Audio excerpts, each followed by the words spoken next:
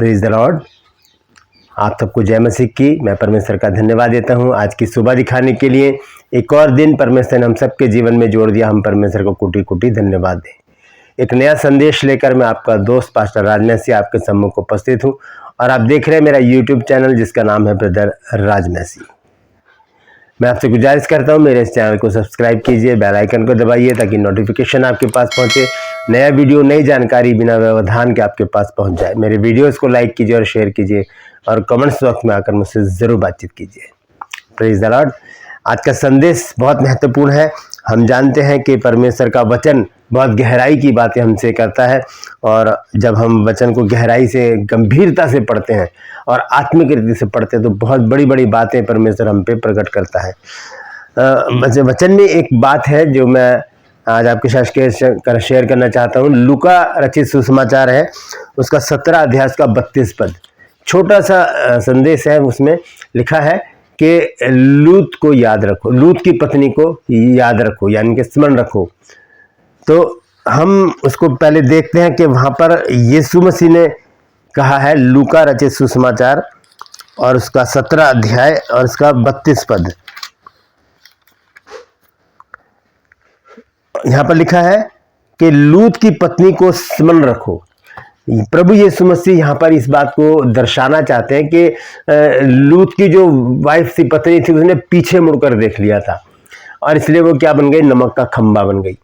और प्रभु यीशु मसीह कहते हैं कि जो अपना हाथ हल पर रखकर पीछे मुड़कर देखता है वो मेरे योग्य नहीं है। तो इस बात को यहाँ पर प्रभु यीशु मसीह प्रकट कर रहे हैं, बता रहे हैं कि लूत की जो वाइफ है, पत्नी है, उसे याद रखो क्योंकि उसने पीछे मुड़कर देखा था। उसने क्या किया, परमेश्वर की आज्ञा का उल्लंघन किया, क्योंकि परमेश्वर ने साफ रीति से कहा था कि जहाँ से निकलते समय पीछे मुड़कर मत देखना, लेकिन उसने पीछे मुड़कर देख लिया और वो नमक का खंबा बन गई। लेकिन मेरा संदेश ये नहीं है, आज का संदेश है लूत के विषय में।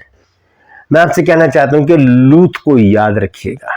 लूत की जो गलती हुई, लूत ने जो गलती की, और भी लोग हैं जिन्होंने गलतियां की और उनके जीवन में बड़ी भयंकर बातें सामने आई। संदेश ये है कि हमें किस मार्ग पर चलना चाहिए, हमें किस मार्ग पर चलना चाहिए, क्योंकि मार्ग को चुनना वो हमारे हाथ में होता है। लेकिन जब हम उसे परमेश्वर के ऊपर डाल देते हैं कि परमेश्वर तू ही बता कि हम कौन से मार्ग पर चलें, तब परमेश्वर हमारे लिए सीधा मार्ग निकालता है। नीति वचन 3 अध्याय 5 और 6 के अनुसार वहां लिखा है कि तू अपनी समझ का सहारा ना लेना, वरन संपूर्ण मन से यहोवा पर भरोसा रखना, उसी को स्मरण करके अपने सब काम करना, तब वो तेरे लिए सीधा मार्ग निकालेगा।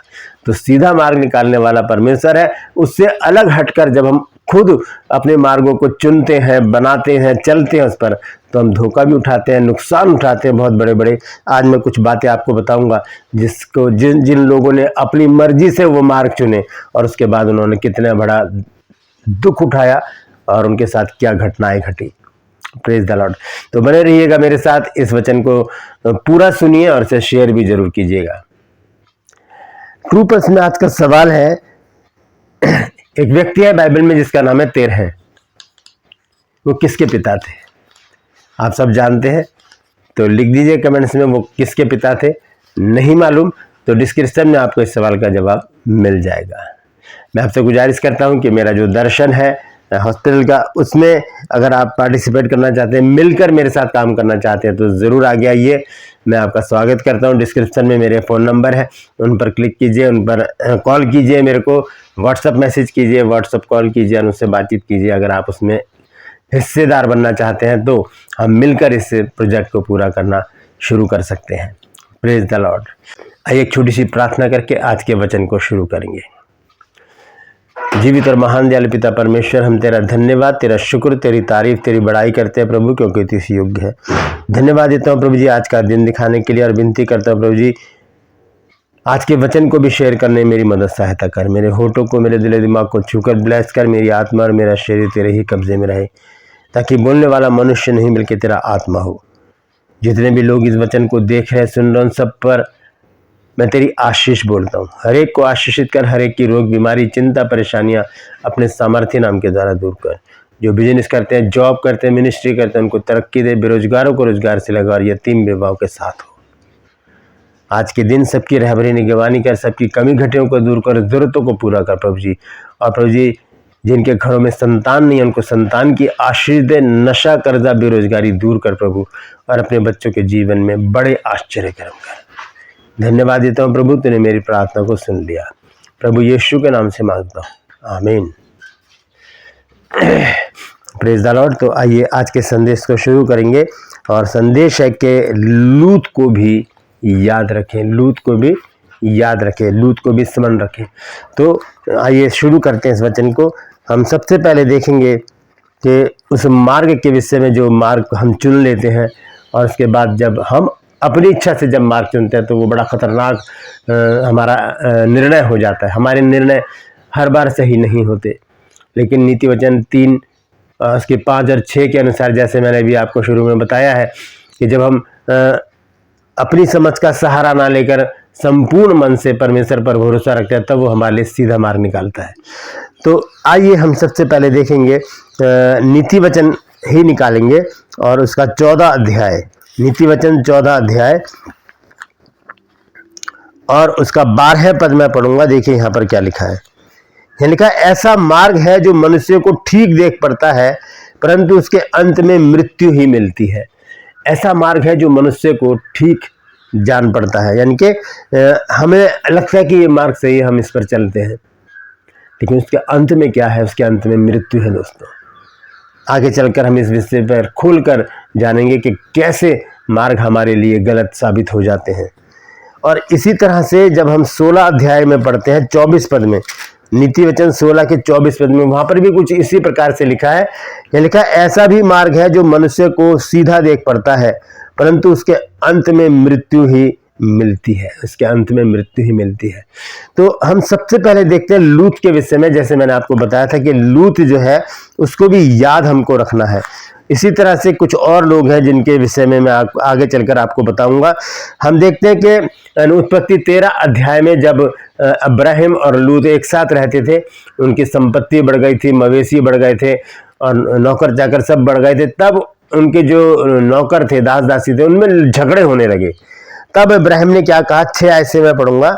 सो उस देश में उन दोनों की समाई ना हो सकी कि वे इकट्ठे रहें, क्योंकि उनके पास बहुत धन आग था, इसलिए वे इकट्ठे ना रह सके। तो अब्राहिम और लूत की भेड़ बकरियां और गाय बैल के चरवाहों में झगड़ा हुआ, और उस समय कनानी और परिज्जी लोग उस देश में रहते थे।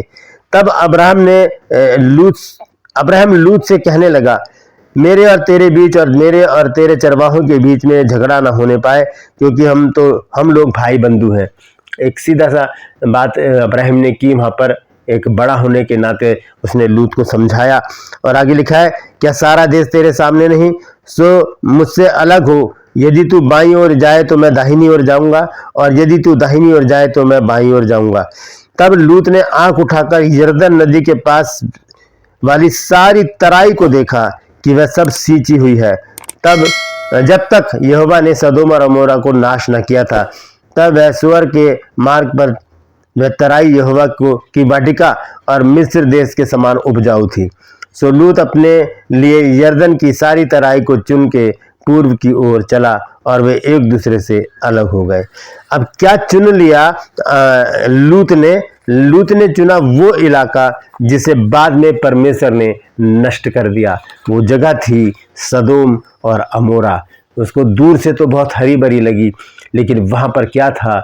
वहां पर व्यभिचार था, गंदे काम थे, लुचपन था, वो सारी बातें उस देश में थी। दूर से लूत को वो जगह बहुत अच्छी लगी, और लेकिन क्या हुआ? वहां पर जाकर लूत के जीवन में बड़ी समस्याएं आई।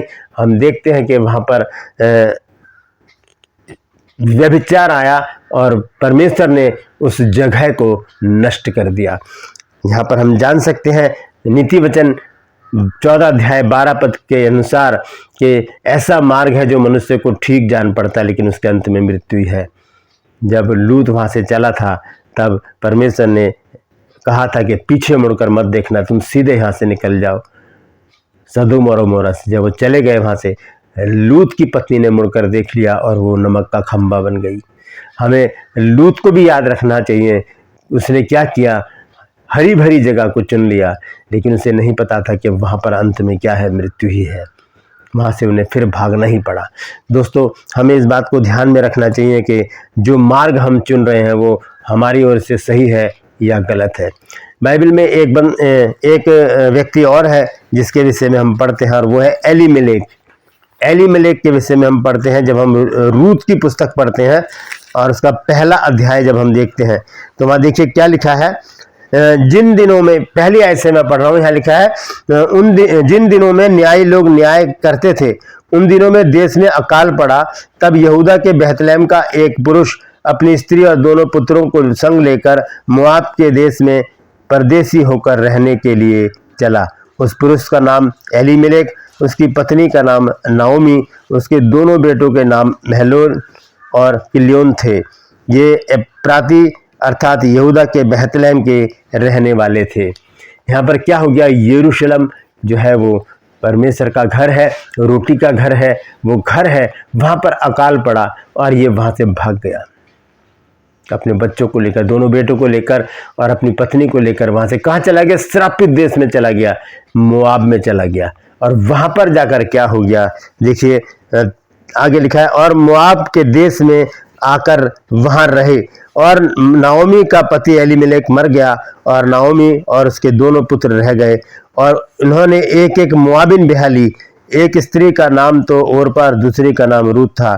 फिर वहाँ कोई 10 वर्ष रहे, तब महलोन और किल्योन दोनों मर गए। तब नाओमी अपने दोनों पुत्रों और पति के से रहित हो गई। कौन? एलीमेलेक और उसके दोनों बेटे वहां पर मर गए। एलीमेलेक को मोआब जाना ठीक जान पड़ा। ऐसा मार्ग है जो एलीमेलेक को ठीक जान पड़ा, लेकिन उसके अंत में मृत्यु थी। ऐसा मार्ग है जो लूत को ठीक जान पड़ा, लेकिन उसके अंत में मृत्यु ही है। दोस्तों, हमें भी बहुत सोच समझकर अपने मार्गों को चुनना है। जब हम नए नियम में देखते हैं प्रेरितों के काम उसका 5 अध्याय, तो उसमें हम देखते हैं 2 पति पत्नी है जिनका नाम है हननिया और सफीरा। इन दोनों के विषय में हम पढ़ते हैं।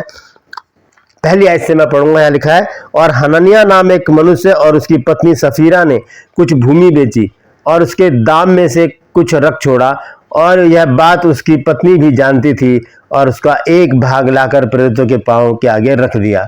परंतु पतरस ने कहा, हे हननिया, शैतान ने तेरे मन में यह बात क्यों डाली है कि तू पवित्र आत्मा से झूठ बोले और भूमि के दाम में से कुछ रख छोड़े? जब तक वह तेरे पास थी क्या तेरी ना थी? और जब बिक गई तो क्या तेरे वश में ना थी?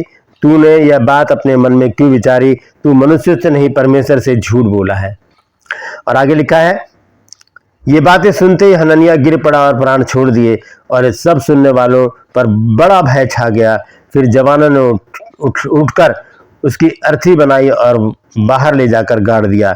लगभग 3 घंटे के बाद उसकी पत्नी, जो कुछ हुआ था ना जानकर भीतर आई। तब पतरस ने उससे कहा, मुझे बता, क्या तुमने वह भूमि इतने ही में बेची थी? उसने कहा, हाँ, इतने ही में। पतरस ने उससे कहा, यह क्या बात है कि तुम दोनों ने प्रभु के आत्मा के परीक्षा के लिए एका किया?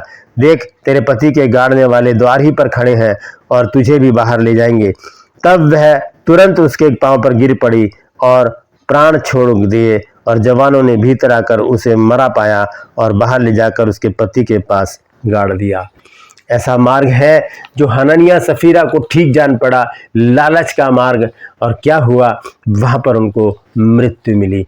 दोस्तों, ऐसे ही हमारे पास भी बहुत सारे मार्ग हमें मिलते हैं। व्यभिचार का मार्ग हो गया, क्रोध का मार्ग हो गया, घमंड का मार्ग हो गया, नशे का मार्ग हो गया। ऐसे मार्गों पर जब हम चलने लगते हैं तो वहाँ पर अंत में हमको मृत्यु ही मिलती है। वचन में लिखा है कि ऐसा मार्ग है जो मनुष्य को सीधा या ठीक जान पड़ता है, उसके अंत में लेकिन मृत्यु ही मिलती है। हमने देखा लूत के विषय में, हमने देखा एलीमेलेक और उसके बच्चों के विषय में, हमने देखा हननिया और सफीरा के विषय में। इन्होंने अपनी समझ का सहारा लिया और दूसरे मार्ग पर चल पड़े, परमेश्वर से प्रार्थना नहीं की, परमेश्वर से नहीं मांगा, क्योंकि परमेश्वर का वचन कहता है कि जब हम दोराहे पर आकर खड़े हो जाते हैं, जब ऐसा टी पॉइंट हमारे सामने आ जाता है, हम सोचते हैं कि जाए तो जाए कहाँ, तब क्या होता है। आइए देखेंगे यशायाह नबी की पुस्तक और उसका 30 अध्याय और उसका 21 पद लिखा है, और जब कभी तुम दाहिनी या बाईं ओर मुड़ने लगो, तब तुम्हारे पीछे से यह वचन तुम्हारे कानों में पड़ेगा, मार्ग यही है, इसी पर चलो। परमेश्वर हमको मार्ग बताएगा। जब हम ऐसे दोराहे पर खड़े हो जाते हैं कि हम इधर जाएं या उधर जाएं, तब परमेश्वर हमें उस मार्ग को बताएगा कि बेटा तुम्हारे लिए ये मार्ग सही है, इस पर चलो। या तो दाएं जाने के लिए बोलेगा परमेश्वर या बाएं जाने के लिए बोलेगा। तो हमें ध्यान रखना चाहिए। लेकिन यदि हम चाहते हैं कि हमें एक ऐसा मार्ग मिले जिसके अंत में मृत्यु ना हो, समृद्धि हो, आशीषें हो, चंगाई हो, भलाई हो, ऐसा मार्ग अगर हम चाहते तो हमें एक प्रार्थना करनी पड़ेगी दाऊद की तरह। जब दाऊद भजन संहिता 37 में लिखता है और उसके 5 पद में देखिए क्या लिखा है दाऊद ने। यहाँ पर लिखा है कि अपने मार्ग की चिंता यहोवा पर छोड़ और उस पर भरोसा रख, वही पूरा करेगा। ये प्रार्थना करें और कहें परमेश्वर हम अपने मार्ग की चिंता तुझ पर छोड़ते हैं, तू ही पूरा कर। तब परमेश्वर हमारे लिए सीधा मार्ग निकालेगा।